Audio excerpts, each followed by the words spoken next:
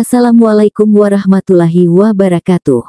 Selamat datang di channel As by Story. Jangan lupa like, komen dan subscribe serta aktifkan lonceng notifikasi agar tidak ketinggalan cerita menarik lainnya. Sekarang mari kita mulai ceritanya. Hanan pulang. Sampai rumah ia berlari mencari Nadira. Nadira masih berbaring di kamar tidurnya. Jam sudah pukul 7 malam. "Sayang," panggil Hanan lembut. Ia berlutut di samping ranjang kasurnya, mengelus jilbab Nadira kemudian melepasnya lembut. "Mas, Dira minta maaf mas." "Jangan," bentak Dira. Nadira mengigau, keringatnya sudah sebesar biji jagung, tangan dan kaki Nadira dingin. "Sayang, kamu kenapa? Jangan bikin mas takut." Hanan mengelap keringat istrinya. Apa yang terjadi dengan Nadiranya?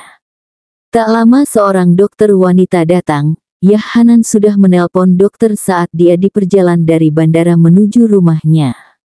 "Apa terjadi sesuatu sebelum kondisi Bu Nadira seperti ini, Pak?" tanya dokter. "Ya dok, kami sempat adu argumen melalui telepon," jawab Hanan sembari memegang tangan Nadira. "Lalu?" tanya dokter lagi. Hanan diam sejenak. "Saya sempat membentaknya dengan keras. Lalu tiba-tiba tubuhnya bergetar hebat dan ketakutan. Dia juga tak berhenti mengingau ketakutan," jawab Hanan penuh sesal.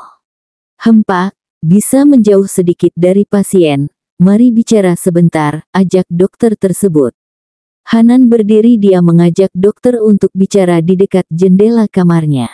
Jika melihat kondisi pasien, keringat yang sudah membanjir, tangan kakinya dingin, wajahnya pucat, dan nafasnya tidak teratur, ucap dokter. Hanan mengangguk lemas sembari menatap Nadira. "Menurut analisis saya, pasien punya riwayat penyakit agorafobia. Untuk lebih sederhananya, penyakit ini membuat penderita panik dan takut berlebihan. Ada beberapa faktor yang bisa memicu kambuhnya fobia ini, contohnya bentakan keras seperti yang Anda lakukan padanya, kekerasan, penyiksaan juga pelecehan. Jika salah satu dari itu terjadi padanya, maka tubuh pasien akan memberi reaksi seperti yang terjadi hari ini, bahkan bisa lebih," jelas dokter. Mendengar itu Hanan kaku, istrinya menderita agrofobia. "Apa penyebab penyakit itu, dok? Kenapa bisa istri saya mengidap fobia semacam itu?" tanya Hanan kosong, pandangannya benar-benar kosong sekarang. "Agorafobia tercipta karena trauma masa lalu. Mungkin terjadi sesuatu yang mengguncang jiwanya di masa lalu atau bahkan bisa saja itu masih terjadi selama ini ataupun setiap hari. Coba konsultasikan dengan psikiater untuk diselidiki lebih dalam penyebabnya," saran dokter. "Dok, apa ini berbahaya?" Hanan sudah sangat lemas. Saya bisa katakan kalau ini bukan penyakit yang berbahaya, tapi agorafobia cukup diwaspadai, Pak. Saya tidak bermaksud menakuti Anda, saya hanya mencoba memperkecil kemungkinannya. Jika fobia ini sering kambuh atau sering muncul, shock yang berlebihan dan terjadi dalam kurun waktu yang berdekatan, bisa mengancam nyawa pasien, jadi mohon untuk diwaspadai gejala kambuhnya, jelas dokter. Hanan duduk di kursinya, kakinya melemah. "Apa yang terjadi padamu di masa lalu, Nadira? Kenapa sampai adanya fobia ini?" batin Hanan. "Saya sudah memberi suntikan penenang pada istri Anda, Pak. Itu akan mengurangi sesak di dadanya. Biarkan pasien beristirahat dulu. Resepnya sudah saya tuliskan, silahkan ditebus." "Terima kasih dokter," ucap Hanan. "Kalau begitu saya pamit, semoga istri Anda lekas sembuh." "Maaf, saya tidak bisa mengantar sampai ke depan, dok," ucap Hanan. Kakinya terlalu lemas untuk berjalan ke depan. "Tidak apa-apa, Pak," ucap dokter lalu berjalan keluar. Hanan mendekati istrinya yang masih meringkuk. "Mas bingung sayang, apa yang terjadi? Kenapa sampai seperti ini?" Hanan berbaring menghadap Nadira.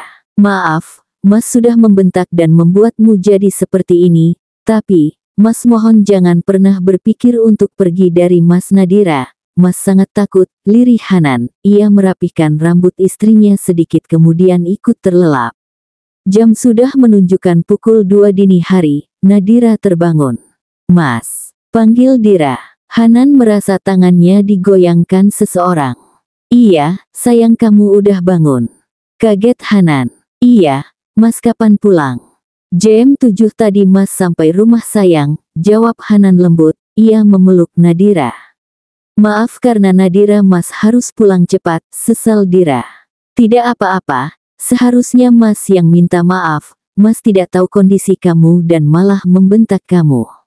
Dira bingung, kondisi apa Mas?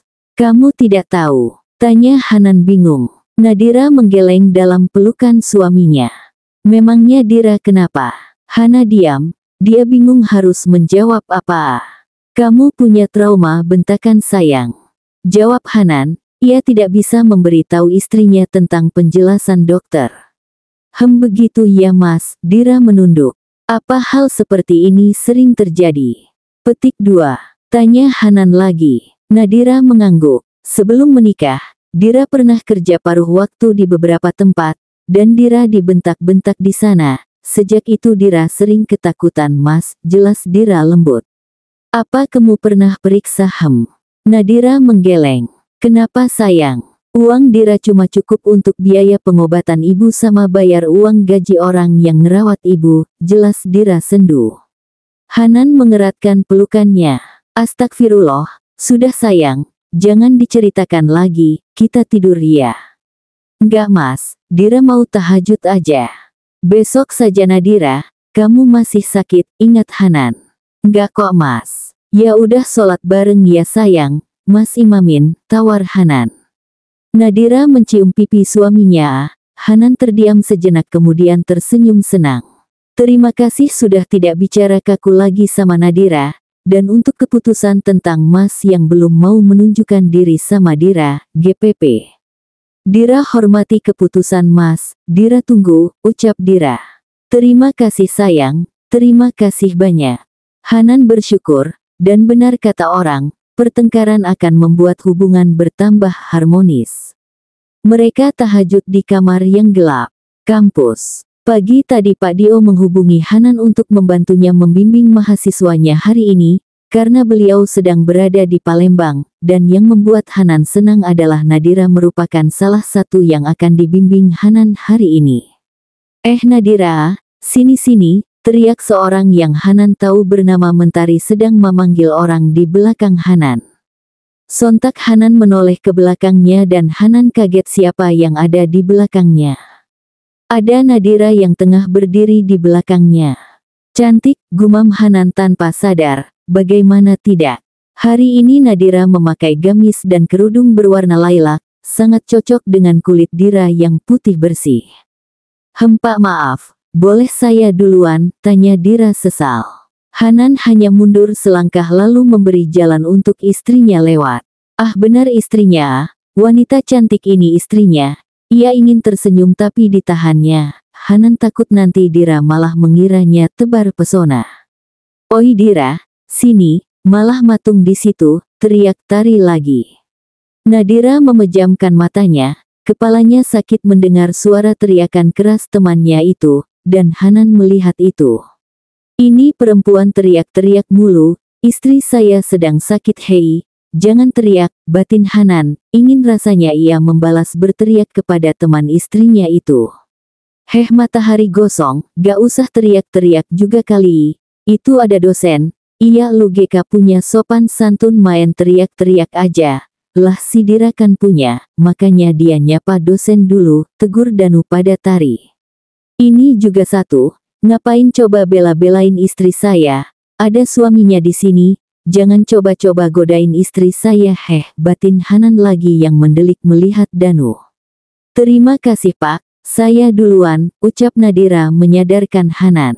Hanan mengangguk dan hendak berjalan lagi, tiba-tiba. Pak Hanan, panggil Pak Rian. Oh Pak Rian, iya Pak, jawab Hanan tersenyum ramah. Sudah pulang dari Surabaya. Katanya 5 hari di sana. Tanya Pak Rian. Mendengar itu langkah Nadira terhenti. Iya Pak, saya pulang semalam. Ada hal mendadak yang harus saya urus di Jakarta, jawab Hanan. Nadira kaku, apa ini? Apa suaminya pergi ke Surabaya bersama Pak Hanan, kenapa bisa pas sekali? Nadira melanjutkan langkahnya, ia tak mau ambil pusing, toh kalaupun mereka benar pergi bersama biarlah, Dira juga sudah tahu kalau mereka adalah teman. Nadira duduk di depan ruangan Pak Hanan, 15 menit lagi adalah jadwal bimbingannya. Nadira, panggil Hanan. Iya Pak, jawab Dira berdiri. Masuk saja, kenapa duduk di sini? Kamu mau bimbingan kan? Tanya Hanan. Tapi sekarang masih jam pukul 13.50 Pak, jawab Dira menunduk. Tidak apa-apa, saja juga lagi free, ayo mulai, jawab Hanan. Nadira mengangguk, dan hendak menyusul Hanan masuk. Assalamualaikum, ucap Dira. Waalaikumsalam, silahkan duduk Nadira, jawab Hanan. Pak, pintunya boleh dibuka saja? Tanya Dira. Hanan menggeleng, ditutup saja. Nanti saya tidak fokus saat melihat orang lewat kalau pintunya terbuka. Yah mungkin dulu Hanan mengizinkan saat Nadira ingin pintu ruangannya terbuka karena dulu mereka memang bukan muhrim. Tapi sekarang, Nadira sudah menjadi istrinya, dan tidak akan berdosa juga, toh Hanan bahkan sudah boleh menyentuh ataupun memeluk Nadira, ditambah mereka juga telah melakukan itu. Tapi Pak, tidak apa-apa, lagi pula kamu kan ada tujuan di ruangan saya, jadi tenang saja, tidak akan ada fitnah, potong Hanan. Nadira masih berdiri kaku di depan dekat pintu. Kamu mau bimbingan atau tidak? Jika tidak, saya masih punya mahasiswa lain yang mau bimbingan, tanya Hanan lagi. Ia sengaja mengajukan pertanyaan seperti itu karena Hanan tahu istrinya sedang bimbang. Nadira kaget. Iya Pak, saya mau bimbingan, maaf membuat Anda menunggu, jawab Dira gugup. Ia berjalan mendekat ke depan meja Hanan dan duduk. Mendengar jawaban gugup istrinya membuat Hanan tersenyum hangat. Sebegini menjaga dirinya Nadira di hadapan laki-laki lain. Baiklah, saya di sini menggantikan Pak Dio selaku dosen pembimbing kamu dan teman-teman yang lain. Saya yakin kamu juga sudah tahu, ucap Hanan. Nadira mengangguk dalam tunduknya. Oke, mari kita mulai. Tapi sebelumnya sore ini saya punya waktu kosong sampai malam, jadi saya punya waktu banyak untuk bimbingan kamu. Bagaimana Nadira? Tanya Hanan. Ia ingin berlama-lama mengobrol sembari menatap terang wajah Nadira, ditambah kerudung ini. Hanan sangat menyukai istrinya memakai warna gamis dan kerudung Nadira hari ini. Nadira menggeleng. Terima kasih atas waktunya Pak, tapi saya mau minta waktu Bapak hanya untuk 1,5 jam ke depan, jawab Dira takut. Oh kenapa? Revisimu sedikit, tanya Hanan lagi. Lumayan banyak Pak, kemarin Pak Dio mencoret 27 lembar kertas saya, jawab Dira. Hanan menganga, 27 lembar. Itu sangat banyak menurut Hanan, tahun kemarin Hanan bahkan tidak pernah mencoret lebih dari 5 lembar kertas mahasiswa bimbingannya. Yah tahun ini Hanan sengaja tidak mau menjadi dosen pembimbing karena menurutnya itu merepotkan, dan ia ingin fokus pada istrinya saja. Kenapa Pak Dio mempersulit istriku dengan mencoret kertasnya sebanyak itu, batin Hanan. 27 lembar tidak akan cukup dengan waktu 1,5 jam Nadira. Ucap Hanan lagi. Iya Pak saya tahu, tapi saya, Dira tidak melanjutkan ucapannya. Apa kamu tidak nyaman karena ruangan saya sangat tertutup dan pintunya tidak saya izinkan terbuka, sambung Hanan. Nadira mengangguk kecil. Itu salah satunya Pak, saya juga harus pulang untuk memasak makan malam dan menunggu suami saya pulang, jawab Nadira jujur, toh Pak Hanan juga teman suaminya. Hanan diam, hatinya seperti kebun bunga sekarang, walau tidak ada orang tahu di kampus, istrinya begitu menjaga diri dan martabatnya sebagai wanita yang telah bersuami, melakukan kewajiban seorang istri dan mahasiswa dengan sangat baik. Ya sudah, sini saya lihat dulu, Hanan berdehem untuk menetralkan perasaannya. Ia mengambil map yang disodorkan Nadira dan membacanya. Nadira menunggu Pak Hanan membaca skripsinya. Sebenarnya percakapan Pak Hanan dengan Pak Rian yang tak sengaja ia dengar tadi cukup mengganggunya. Ia ingin bertanya tapi... Maaf Pak, boleh saya bertanya? Sela Dira. Hanan menatap Nadira sebentar, kemudian kembali fokus dengan kertas yang ada di depannya. Silahkan, jawab Hanan. Sebelumnya saya minta maaf jika pertanyaan saya melenceng dari perkuliahan atau proses bimbingan hari ini, tapi apa kemarin Anda pergi ke Surabaya bersama suami saya? Tanya Dira takut-takut. Hanan kehilangan fokusnya. Ia tak bereaksi sama sekali di depan Nadira, namun matanya menatap kosong pada kertas di tangannya. Saya tidak bermaksud lancang dengan menguping pembicaraan Anda dengan Pak Rian. Saya mendengarnya tidak sengaja Pak, sambung Nadira. Apa yang harus Hanan katakan? Alasan apa lagi yang akan ia gunakan kali ini? Nadira, bisakah kita tidak membicarakan hal-hal melenceng pada saat bimbingan? Apalagi hal pribadi, ya Hanan tidak menemukan jawaban apapun. Mungkin sudah ratusan alasan yang ia pakai untuk membohongi istrinya selama ini, apa harus sampai ribuan? Tidak, Hanan takut istrinya semakin terluka ketika mengetahuinya suatu saat nanti, karena itu Hanan memilih untuk tidak menjawab pertanyaan Nadira. Nadira kikuk, maaf Pak, saya tidak bermaksud seperti itu, baiklah, saya tidak akan membahasnya lagi, sekali lagi saya minta maaf Pak. Hanan diam. Ia merasa bersalah atas sikap Nadira yang terus meminta maaf padanya, padahal jelas-jelas dirinya lah yang telah membohongi Nadira terus-menerus. Nadira, panggil Hanan. Iya Pak, untuk bab V, menurut saya, di sini penjabarannya terlalu bertele-tele. Cukup dijabarkan dengan sederhana tetapi jelas dan tepat, mungkin hal ini yang membuat kamu merasa kesulitan sehingga harus direvisi berkali-kali. Nadira dan Hanan benar-benar melakukan bimbingan skripsi sebagaimana mestinya dosen dan mahasiswa, tak ada sedikit pun pembicaraan lain. Setelah 1 jam berjalan, tanpa mereka sadari hari berubah mendung gelap. Hanan merasa ruangannya menggelap, ia menatap jendela. Kenapa langit tiba-tiba mendung, batin Hanan. Hanan berdiri dan berjalan untuk menghidupkan lampu ruangannya. Nadira mendongak. Seketika ruangan itu menjadi terang, ia melihat tubuh dosennya sedang membelakanginya dan menghadap dinding. Nadira tahu Pak Hanan lah yang menghidupkan lampu. Pak, panggil Dira. Hanan menoleh. Sebentar lagi mungkin akan hujan deras. Apa boleh saya selesai sekarang? Tanya Dira. Hanan melihat jam tangannya. Ini baru 1 jam Nadira. Bukankah katamu 1,5 jam? Tanya Hanan heran. Sebentar lagi hujan Pak, jawab Dira. Terus kenapa? Memangnya hujan mengganggu bimbingan kamu dengan saya? Tanya Hanan bingung lagi. Dira diam, tangannya sudah dingin. Bagaimana Nadira? Tanya Hanan lagi. Hanan bingung kenapa Nadira tiba-tiba ingin menghentikan bimbingan hanya karena hujan. Tidak apa-apa Pak. Saya cuma takut tidak bisa pulang kalau hujan nanti, jawab Dira ragu. Tidak usah khawatir, untuk setengah jam ke depan mungkin hujan sudah berhenti, jawab Hanan. Dira mengangguk kecil. Kalau begitu bisa kita lanjutkan.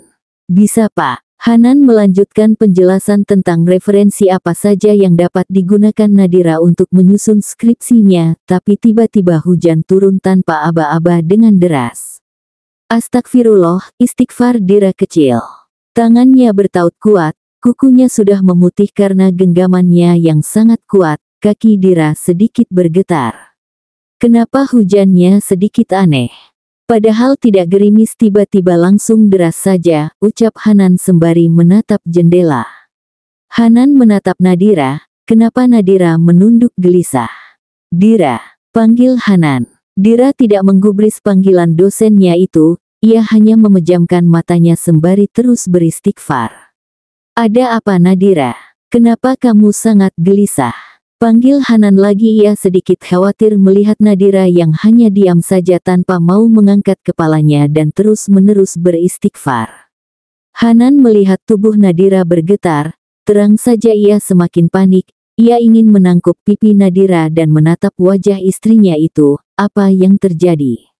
Nadira, panggil Hanan lebih keras. Kenapa istrinya seolah tidak sadar sekarang? Nadira mengangkat kepalanya. ia menatap wajah khawatir dosennya itu. Hanan kaget melihat wajah pucat istrinya. "Astagfirullah, kamu kenapa Nadira?" tanya Hanan kaget, ia berusaha mendekat. "Astagfirullah, kamu kenapa Nadira?" tanya Hanan kaget, ia berusaha mendekat, tapi Nadira memundurkan kursinya. Saya tidak apa-apa Pak, maaf tapi saya harus pulang," jawab Dira terbata. Hanan kaget melihat kondisi istrinya. Apalagi ini? Apa yang terjadi dengan istrinya sekarang? "Tidak apa-apa bagaimana? Wajah kamu sangat pucat, kamu sakit?" tanya Hanan lagi. Dira hanya diam, ia berusaha merapikan berkas-berkasnya di atas meja Hanan dengan tangan bergetar hebat. Nadira berusaha menahan ketakutannya dan menggigit bibir. Tanpa Dira sadari bibir bawahnya berdarah karena terlalu kuat digigitnya. Hanan yang melihat itu kaget bukan main. "Nadira, bibir kamu berdarah," ucap Hanan. Dira sedikit pun tak menggubris ucapan dosennya, ia sibuk bersiap untuk pulang. "Jangan menggigit bibirmu Nadira," perintah Hanan. Jika Dira terus melakukan itu, maka luka di bibir istrinya akan semakin besar dan darahnya bertambah banyak. Pak saya harus pulang, maaf," ucap Dira sembari melangkah ke arah pintu dan hendak keluar. Tapi, baru saja 3 langkah tiba-tiba. "Duarrrrrrrrr."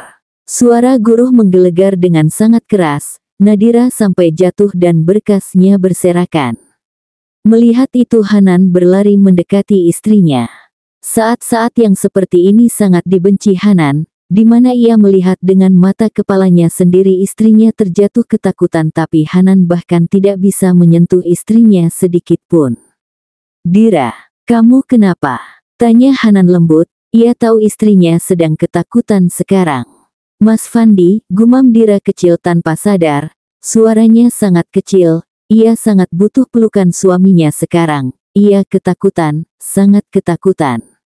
Hanan kaku. Nadira memanggilnya, "Ada apa sebenarnya?" "Mas di sini sayang, kamu kenapa?"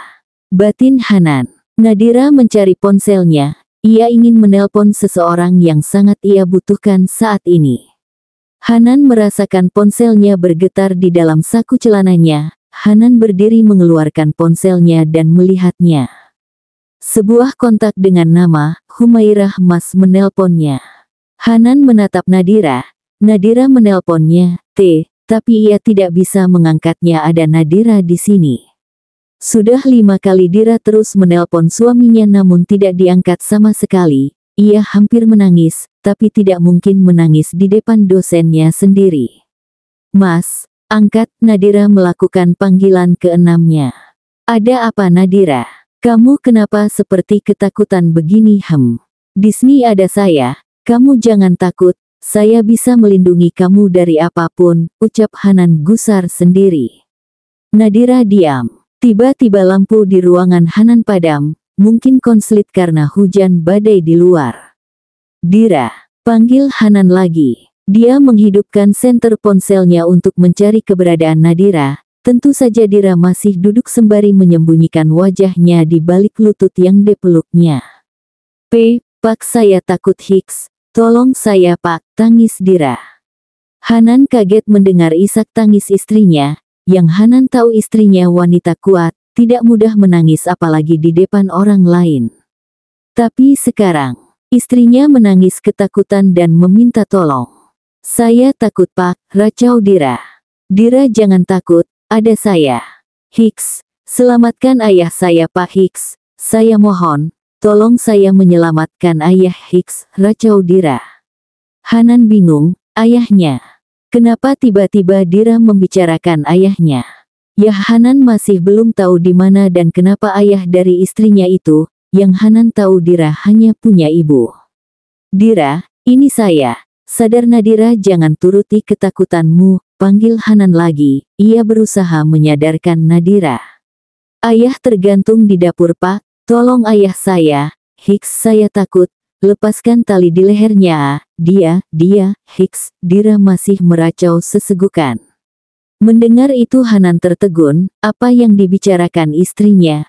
Apa maksudnya itu? Tergantung. Tali di leher. Selamatkan, apa mungkin?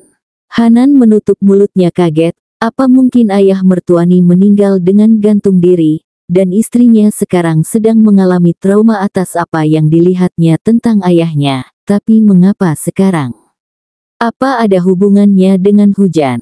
Hanan duduk mendekat menghadap Nadira, ia mendekatkan wajahnya dengan telinga Nadira.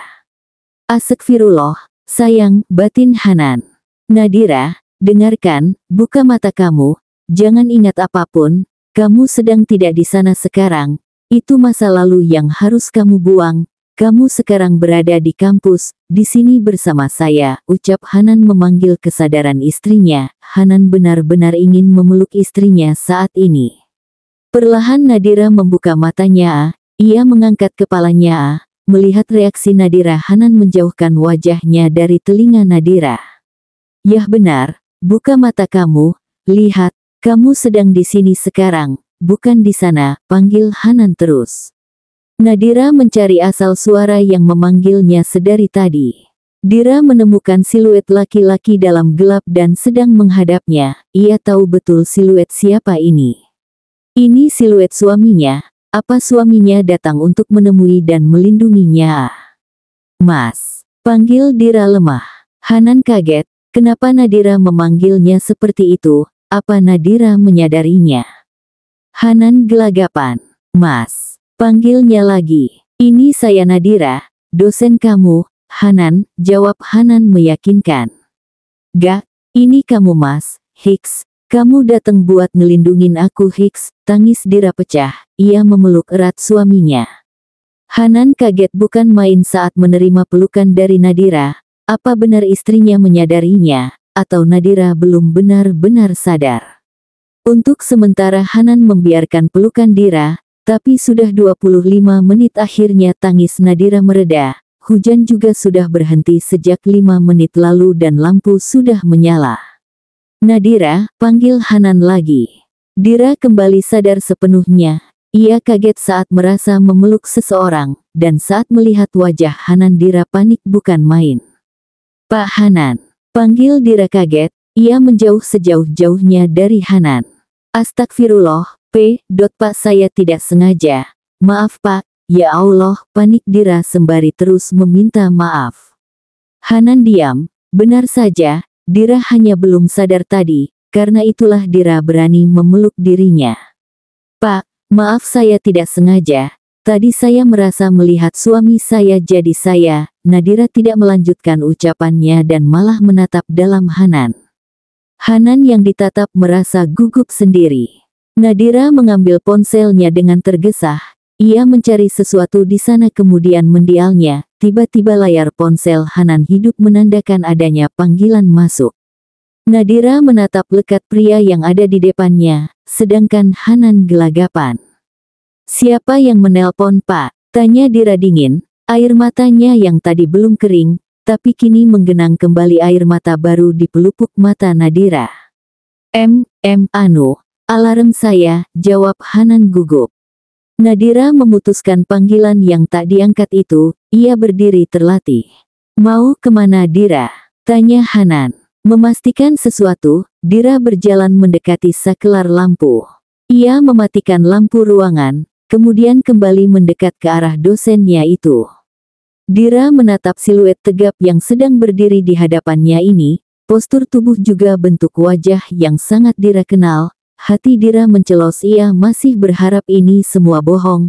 Perlahan Nadira mengambil tangan kanan Hanan kemudian meletakkan telapak tangan itu di atas kepalanya yang masih berlapis himar. Nadira memejamkan mata, hatinya sangat pedih. Lalu Dira masuk ke dalam pelukan Hanan, dan ya semuanya sama. Pelukan hangat ini adalah pelukan yang selalu ia terima di malam hari dari suaminya. Sedangkan Hanan hanya diam. Ia menerima semua perlakuan Nadira, ia tiba-tiba linglung. Hanan takut dengan kenyataan Nadira akan mengetahui semuanya dengan cara seperti ini. Tes. Air mata Nadira jatuh tanpa bisa dicegah. Ia melepaskan pelukannya. Ini kamu Mas, ucap Dira serak, hatinya sakit, sangat sakit. Dira melangkah mundur, kemudian berbalik dan hendak keluar, namun saat tangannya memegang gagang pintu langkahnya terhenti. Nadira, panggil Hanan lembut. Dira diam. Hanan berlari lalu memeluk Nadira dari belakang. Maaf, Mas minta maaf Dira, hanya itu yang bisa Hanan ucapkan. Dira menghapus air matanya kasar, kakinya seakan seperti jeli sekarang, tapi Dira harus pergi dari sini. Untuk sekarang, ia tidak mau melihat dosen atau suaminya ini untuk sekarang. Maaf Pak, saya permisi. Hanan semakin mengeratkan pelukannya. Maaf Dira, Mas bisa jelasin semuanya, jangan salah paham sayang, ucap Hanan lagi. Pak, lepas, atau saya teriak, saya benar-benar ingin sendiri. Ucap Dira dingin. Ini Mas Dira, panggil Mas sayang. Jangan Pak lagi, ucap Hanan lagi. Nadira menghela nafas berat. Mas, Dira mau sendiri dulu. Lepasin, ucap Dira melembut. Ia tidak mau berdebat, yang Dira inginkan hanya keluar dari ruangan ini saja. Hanan menjendurkan pelukannya, memberikan istrinya ruang untuk menenangkan diri. Nadira berjalan keluar tanpa menolehnya sedikitpun. Hanan menatap kepergian Nadira dengan tatapan kosong. Apa yang akan terjadi setelah ini? Hanan tidak mau membayangkan apapun sekarang, ia hanya ingin melihat Nadira. Bersambung.